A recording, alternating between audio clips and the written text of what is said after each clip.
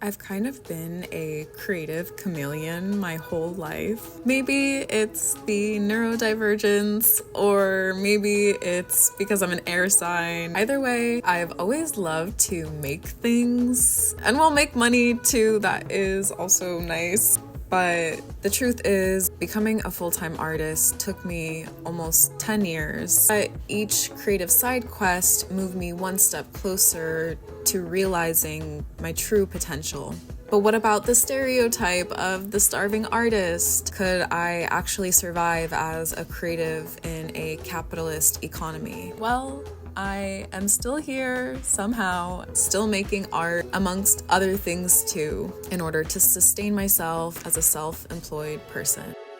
Hi, my name is Audrey. Welcome back to my channel. And today's video, I am going to be doing a ranking my best to worst different money, side quests, and streams of income that I've had as an independent artist and self-employed person. But yeah, if this video is helpful at all to you in any way, it would mean so much to me if you hit that like button, subscribe to my channel, and follow me for more creative entrepreneur advice. I'm just a girl in the world trying to find my place. I'm 25 and still finding my way as an artist, as a person, as a woman, and yeah, I just want to share that experience with you and hopefully give you something that you can take away from this. Yeah, let's get into it. Okay, starting off with the worst, and I don't even want to say worst because I think I take away something from each side quest money venture that I go down, but this one, it was cute. Okay, it was a cute little moment. I did blog writing early on in my freelance journey. I was still a student in university and my mom was running a salon, and the owner let me do some blog writing for their salon's webpage to feature different products that they were selling at the time. But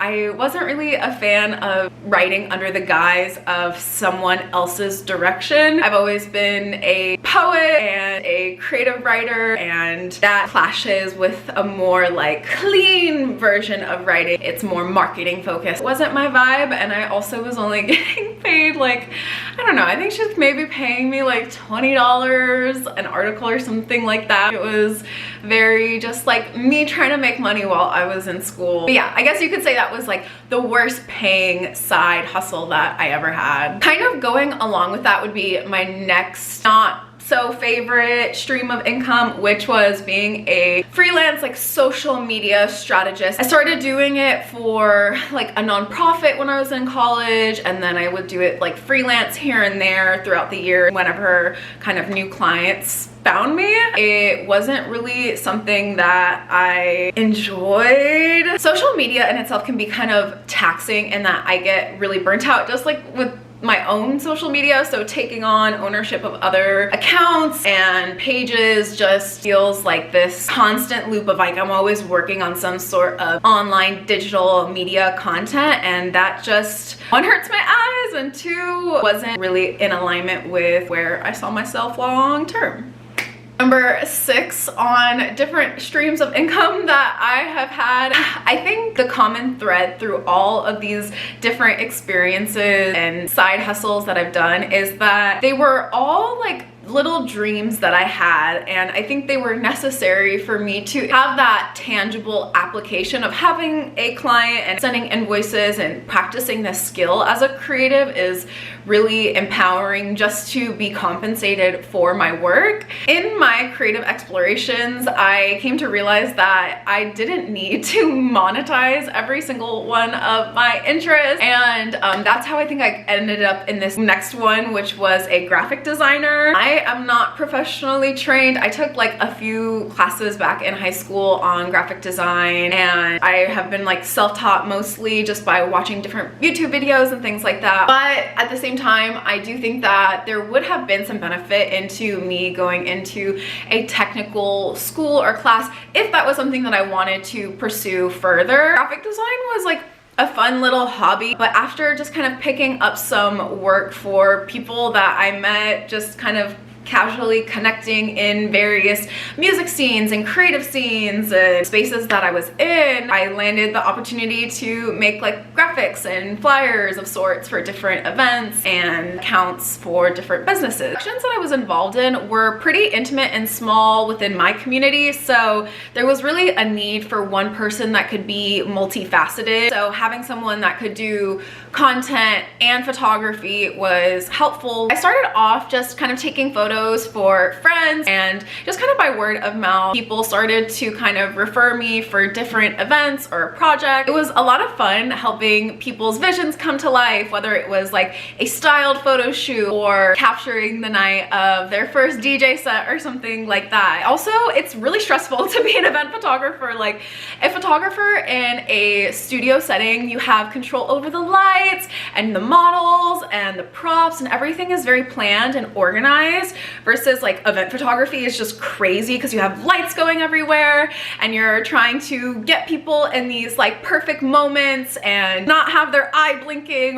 There's a lot going on, lasers and lights. So event productions can get really like elaborate, or sometimes they are smaller scale, and I was working in tiny little dungeon venues trying to get the light that perfectly hit on their face. And yeah, it was a lot more stressful as a photographer, and ultimately that wasn't it for me either. I only kind of do photography for my own pleasure and for friends and community members as more of like just a creative exchange rather than like them paying me to do a job. Having that separation and directing my career efforts into other directions, which we'll get into, is just more beneficial for me in my battery of how I can give my energy to this world. Next up on the list, we have Depop. I feel like everyone makes fun of the Depop girlies, but listen, I have had success on Depop as a sustainable small brand. And listen, I get it. I get why the girls on Depop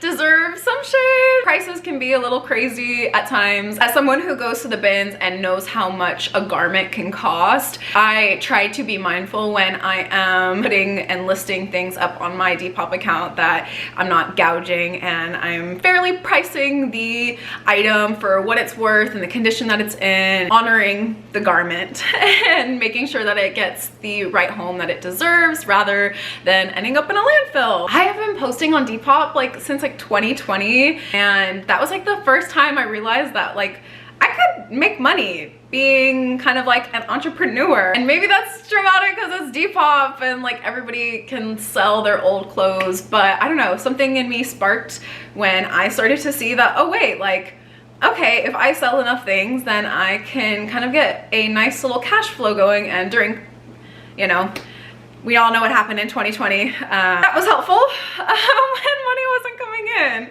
And when I'm on my grind, I can make some good money off of Depop, like an extra couple $100s here and there. No diss to the Depop girlies on this channel. I think that it's a great way to sustainably source clothes and get rid of things that are no longer serving you anywhere or purpose in your wardrobe. Okay, we are now in the top 3 of my list of different streams of income that I've had as a self-employed person. Third on the list is user-generated content. And UGC wasn't something I really ever saw myself doing necessarily or seeking out opportunities for. It rather kind of found me. I started to get messages from different like marketing agencies and businesses that would work with brands and creatives to produce content that was never even posted to my personal account. So out there in the universe, there are videos of me promoting different things, and if you ever see me in one, please tag me. I've never come across my own videos, and no one I know has ever seen me that has, I guess, forwarded it to me. But yeah, it has been one of my top earnings as a independent contractor, self-employed person, creative entrepreneur. Listen, I do a lot of things, and I am open to all forms of abundance, and I'll kind of try anything at least once. And that's kind of what happened with user-generated content. I never intended to become a UGC content creator.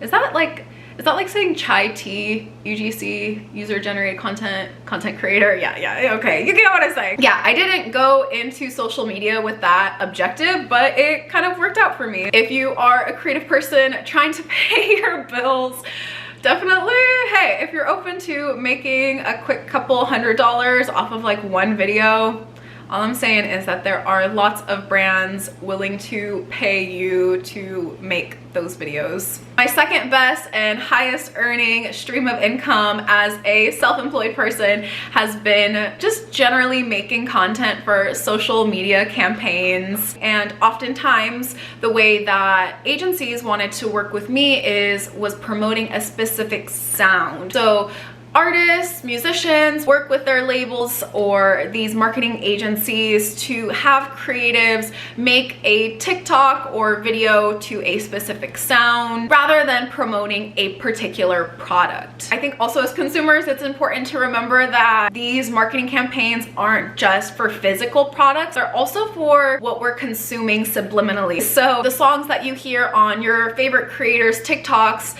may not actually be their choice. They may be getting paid specifically to use that song. These trends don't just naturally come out of nowhere. But I've still done like the traditional sort of brand deals that we're used to seeing creators do online, where a product or business works with me to make some content that centers this product or business on my platform. I definitely noticed a big difference between how much I was getting paid from the brand deals versus just like the sole music promotions.